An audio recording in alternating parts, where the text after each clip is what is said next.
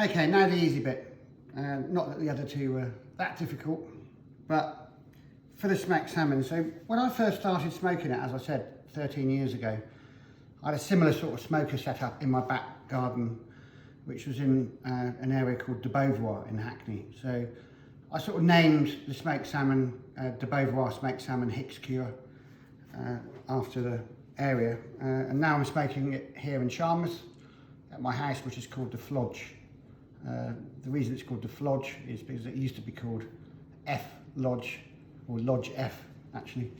And a couple of artist friends of mine, whilst I was out one day, took the F off the lodge bit and put it at the front. So from there in, it's always been called Flodge.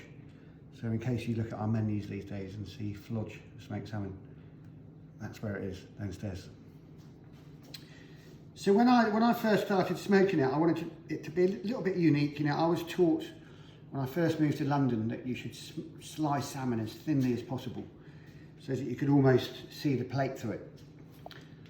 At the time, I didn't really think that much about it, but when I started smoking my own, I suddenly thought, you know, if you've got a really good RSPCA salmon, which, if you look at that, there's no big blobs of fat. You know, you buy salmon from the supermarkets, vacuum packed, you often open it up and there's big white blobs in there.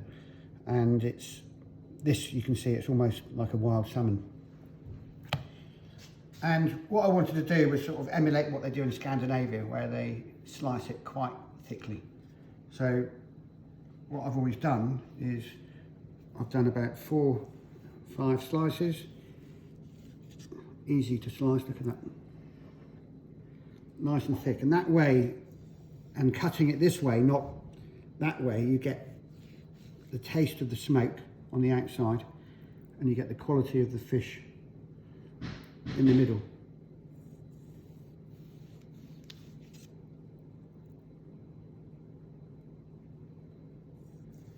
And you really don't need to do anything to this apart from eat it. And I always put people off squeezing lemon all over it, because lemon is going to kill that natural smoky flavour, and really all you want to do is taste the salmon and the smokiness. And all you really need with this is some brown bread and butter or some hot buttered toast, and nothing else at all. So this will keep in your fridge for a week or so, and you know, don't pre-slice it, just lob a bit off as you need it. If you come out at night, have a bit of smoked salmon